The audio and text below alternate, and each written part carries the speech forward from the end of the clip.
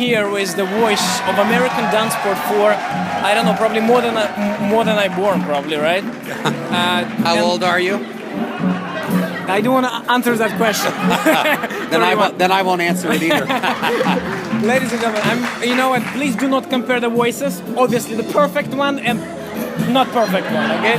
I know that you are moved to Miami now, right? And you no, actually not Florida. Miami. Yeah, we just moved to Florida. Yes. Okay, do your Florida accent, please. Come on. Oh, hello everybody. Thank you so much for coming and visiting us in Miami. Awesome. Listen, how did you become... But that's not where we live, seriously. Okay, where do you live there? We moved to the west coast of Florida, so we live in a town called Estero now, which is in between... It's probably very quiet and nice. It's beautiful. It's very, very nice. It's in between Fort Myers and Naples, and it's quite Florida. lovely. Thank you. So do we. I love Florida. So how did you become the voice of American Dancesport? Because there is so much history in you, in your titles, and then you switched, to be the MC. How? I actually started MCing. It was an accident. I had accident? It was an accident. We had an organizer of a dance competition. Okay. Came to my studio for a seminar, and I was DJing and MCing the studio party. And so the next day she asked me if I would MC her competition, and that was how it all started. And that competition is now the one that we own, Capital Dancesport. So it all kind of came full circle, which was really great. Unbelievable. So did you have any training, or, it's just like you were born natural? Ladies and gentlemen, or actually, I was a speech and theater major in college, and so I learned a lot of the elements of what to do and how to modulate your voice through that training. But I didn't really use it very much until I started MCing. You are the first voice I heard when I came to United States. I tell you that. And I think you are the first voice any immigrant hears who come to dance into United States. So you're quite famous all over the world. I tell you that.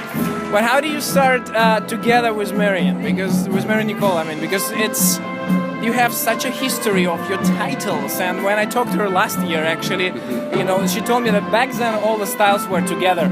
Yes. And tell me your experience of that era. Well, it was, we got into the dance business in the 1970s. 1975, I believe, was the year that I started. As Italian mafia? No, it was, again, that was an accident. It was never something that I intended to do as a career. Okay, so how did it happen to you? My very best friend was taking lessons at a Fred Astaire studio in Fort Lee, New Jersey, and he had some car trouble, and he didn't have the money to repair his car.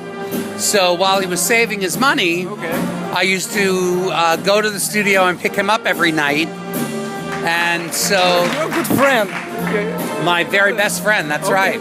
So I finished work. I had just started college, and I finished work at 9:30 at night. I was working retail in a department store. Wow. And back then the studio hours were 2 in the afternoon to 11 at night. So I used to finish at the store and then go to the studio. And I was there every night. And if they had parties or whatever, I stayed. And, men were just as much of a commodity then as they are now. More so, in fact, because less men were dancing. So the students used to come out to the lobby and they dragged me into the studio party, and they kind of taught me, what to do. And it was great fun. I had a great time. That's a short way, from just being a friend to becoming a world champion. So my, I had gone into the studio one day and I needed to work more hours because I was paying for my college. Yeah. And the owner of the studio said, well, why don't you just come and work for us? You're here every day. And so that was how I started. I met Marianne that summer at it was my very first dance competition. And she had just become a professional and had moved down to New Jersey from Massachusetts. So she's dancing more than you are? Oh, yeah. Absolutely. Okay. Absolutely. And I met her that summer. We had a great time together. We went our separate ways. And then I wound up interviewing at her studio, the studio that she was in a few months later. And there you go. She backlit me through my bronze so that I could get the job. And that was it. Thank you for your time. Ladies and gentlemen, a voice of American dance sport tonight here in Hawaii Star Bowl. Aloha and mahalo to you. Stay for more. Aloha.